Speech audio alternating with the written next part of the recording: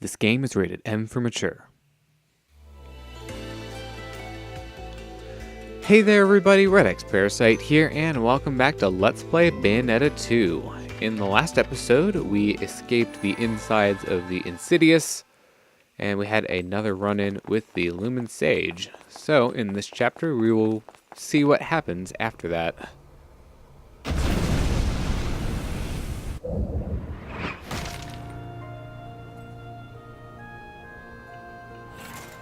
This is... Welcome to hell, love. Too late to repent. These are the gates.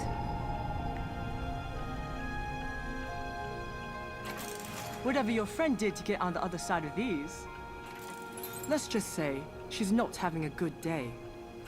No, she isn't, little one. But she'd still be alive if she hadn't wasted her life saving mine. Huh? Well, she doesn't seem like such a bad friend after all. Fimbulventer can wait for now. I'm opening the gate. Well, thank you. Oh, I can't just leave you at a shuttered gate after your sob story, love. Besides, who's gonna save you if our stalker decides to show up again? All right, let's do this. Try to keep up. Alright, so this area that we are now in is called the Ruins of Lost Memory. Has a pretty nice track to it. Starting off, right off the bat, there is a note. Right here, this is a seal. A seal, that is that which is used to keep what is dangerous or important from the reach of others. When the human world was still new, they say that there used to be entrances to Inferno and Paradiso all over, but with time they were almost all destroyed by the followers of God. Yet other entrances were too large to be torn down by human hands. God sealed these gates away in almost impossible to reach areas, some so high that only his eye could see, and some so far, far under the water's surface. He created impenetrable barriers around the doors so no one could ever enter. If you think about it in another way, this means that those entrances still exist. They've simply been sealed away. And as they say, seals are made to be broken. If the door's locked, all you need to do is to find the key. Although I suppose the first problem you have to face is actually finding one of these gates in the first place. So in front of us is, the bona fide, genuine gates of hell, which is what we've been seeking all along. So, by pure happenstance, we ended up down here exactly where we needed to be.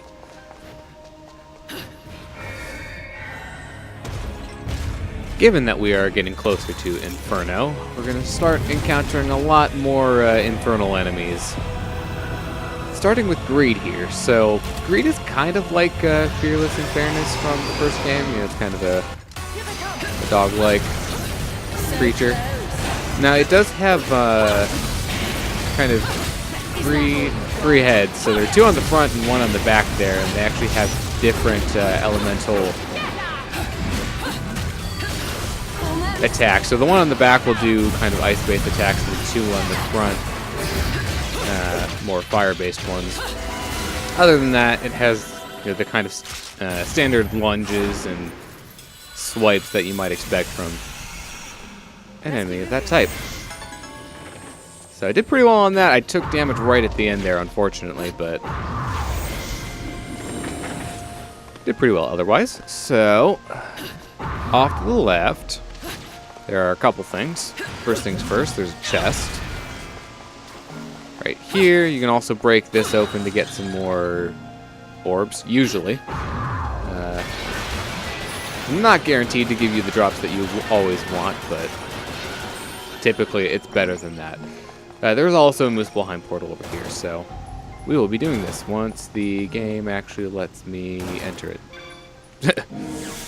Took an unusually long amount of time for that one. So this one is... you only deal damage with enemy weapons. Okay, so...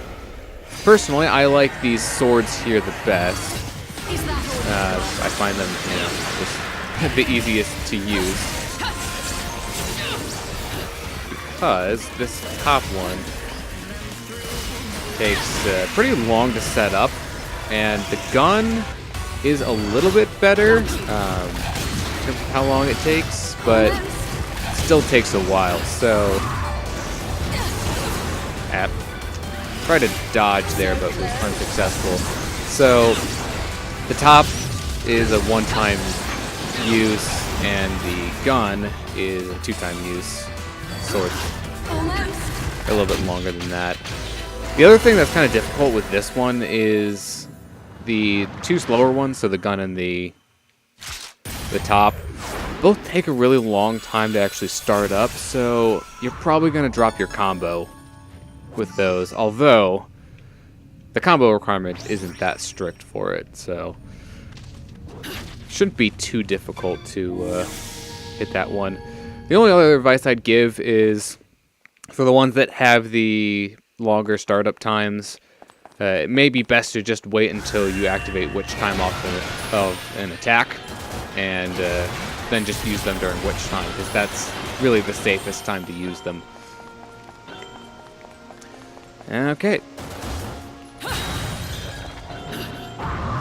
So... oh, right. I was about to say, like, I think I'm forgetting something, and I almost did. So, this one's a bit tricky. So, if you jump off the side here, it's kind of a little balcony down here, and there's a chest at the end of it.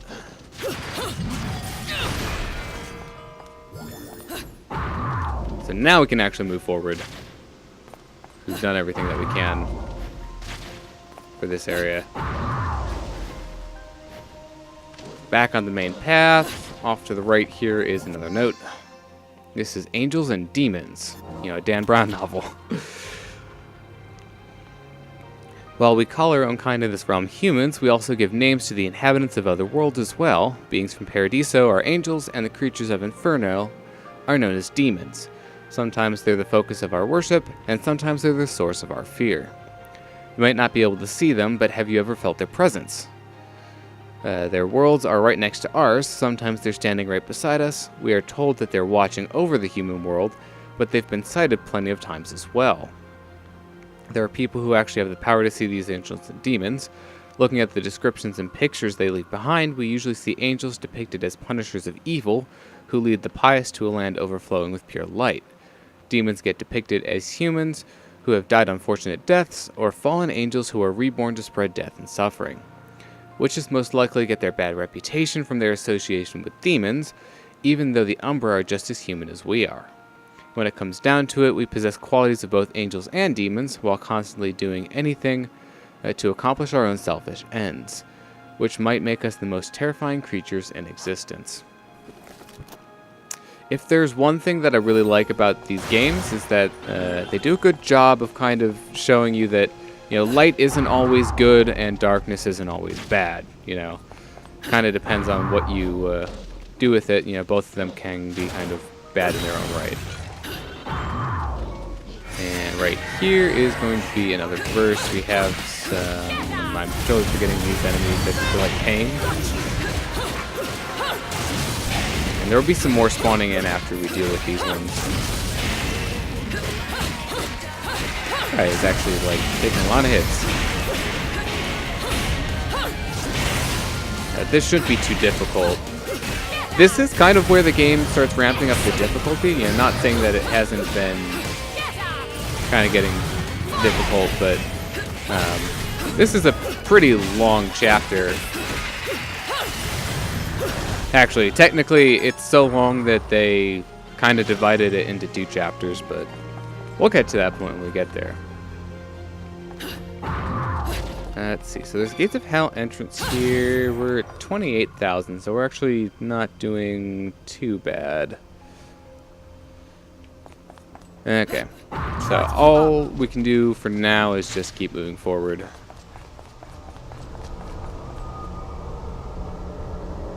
There's no energy. Doesn't seem like it's going to do anything as it is now. Just remembered. So Loki conveniently remembered something.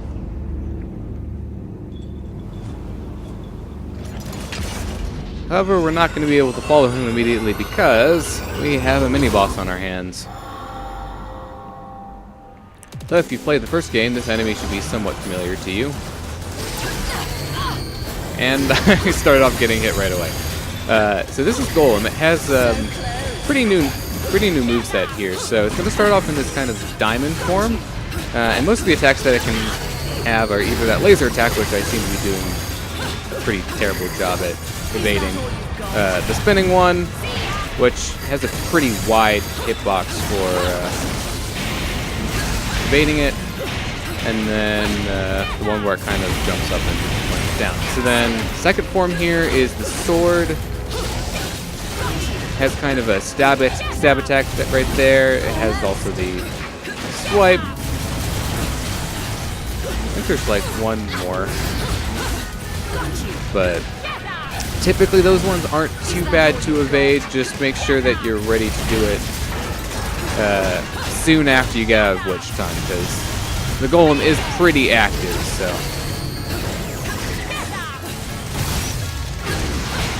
Other than that, I think it should go into one other form during this fight, or it can, but I don't think we're gonna see that because I got it held down low enough. Oh, so the diamond form also has that one attack with the lasers where it kind of starts them wide and then brings them in. And it's gonna run away. So yeah, I took quite a bit of damage there, unfortunately, but other than that, it was pretty good. Yeah, okay, so Loki's going to be opening a bunch of portals throughout this chapter and a bit of the next. So we're going to have some brief sections where we kind of go to Paradiso for a bit.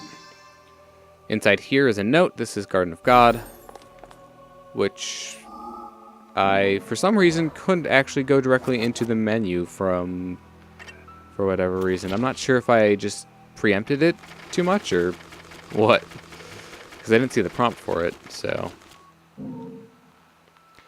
Okay, in the past, God watched over the human world all by himself. The human world is always in a state of flux. Time flows endlessly, bringing death and new life. That which disappears is eventually forgotten. God felt mercy for existence and tried to grant them the eternity with the remembrance of time. At intervals, he would quietly appear in the human world and observe creation, slowly building remembrances of time. He created a special place to store a great deal of memories he had created.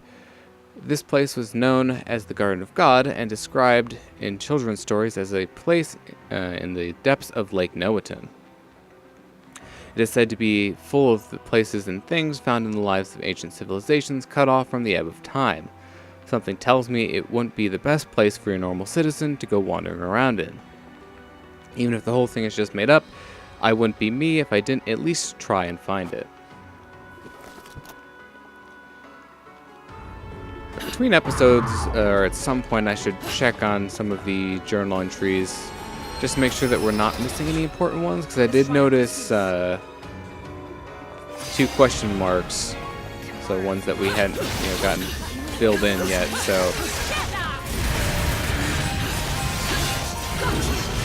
we'll have to check and make sure that I didn't actually miss anything in the previous episodes. I think one of them will actually get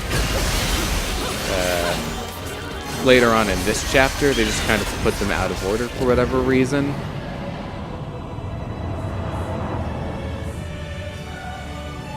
We have ourselves a new enemy here.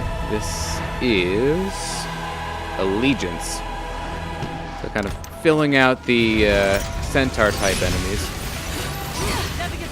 Ugh, that attack that it leads off with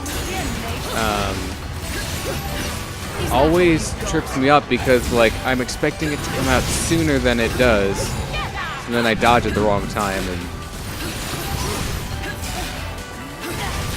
this guy's actually being super annoying here. So he has a variety of attacks. One of them involves putting that shield up, which just causing me to drop my combo.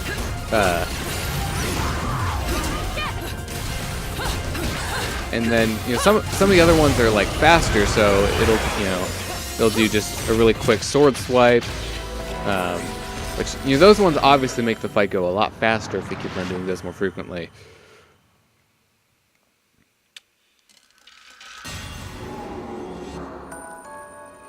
Okay, so we got a part of a record.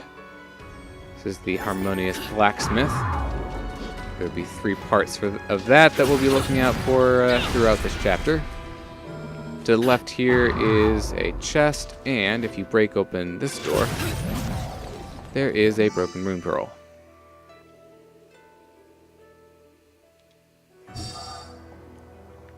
That completes another one for us, and we can now safely exit this area and go back to the ruins of lost memory from whence we came.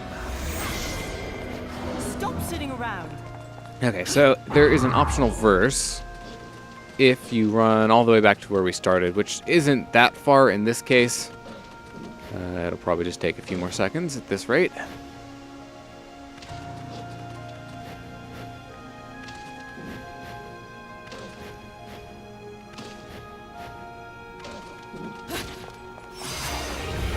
Okay, and this one's going to have... So close. Let's see, I'm blanking on the names of these enemies, and I feel like I really should be remembering them better, but...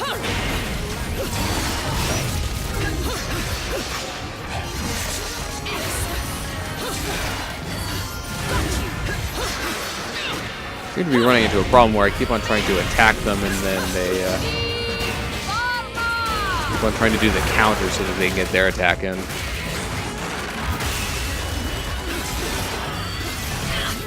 Ow. Yep, and there goes my combo. That's what I was kind of worried about there. Is that all you've got?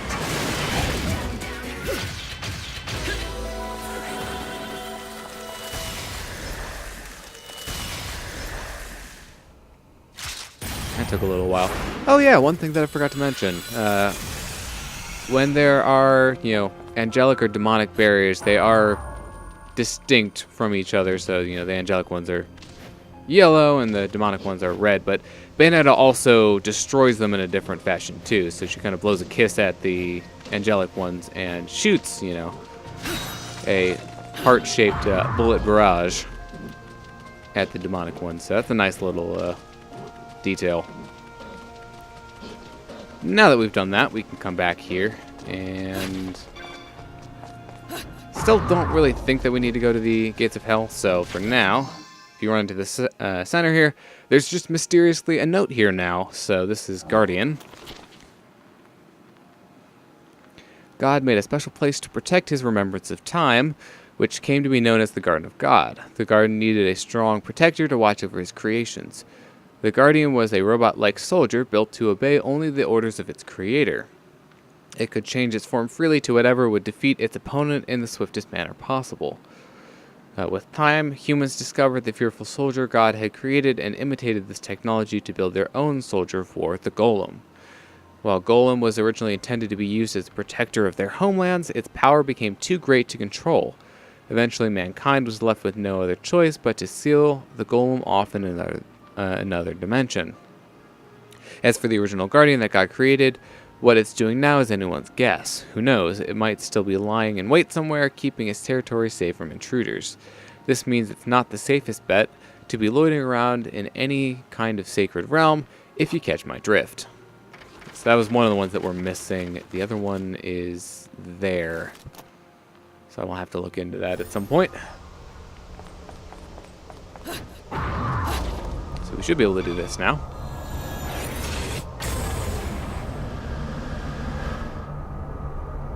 So important thing to note. So you see how all those crystals are blue except one? Take care of this. The purple one has a broken moon pearl in it. So make sure that you hit that on your way over to the gate here. Because unfortunately, you only get one shot at getting that. Per attempt on the chapter. So if you miss it, you will have to play the chapter again if you want to get it.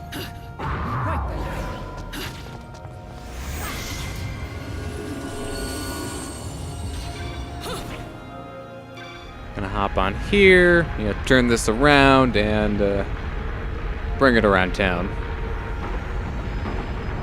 And kind of reconstruct the level so that we can actually go forward. Slow down, will ya? Okay, so if you go past the arena here, there's going to be a verse there in just a moment, but there's a chest over here that we can nab. Once you try to run forward, that is when the verse will activate. Here they come. Almost. Now we've got a greed and Is that all you've got? Almost. 2 other enemies. I'm gonna look those up in the guidebook afterwards, just so I don't keep on, not knowing what to call them.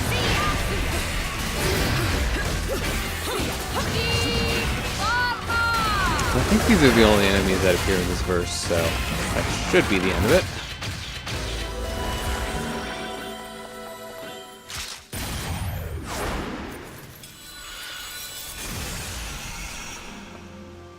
You've been naughty. There we go. That is what I like to see.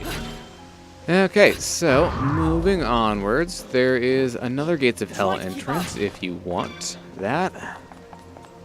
But for now, we move forward. Loki is going to open up another portal here.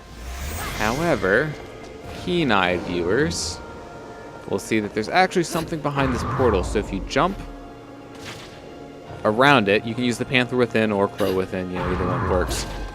The another part of the record is actually behind here. So once you pick that up, that will trigger an optional verse here. Got ourselves another greed to deal with.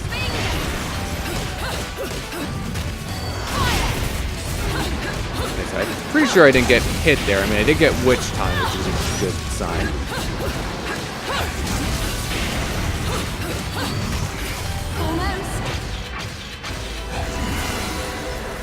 That's pretty simple.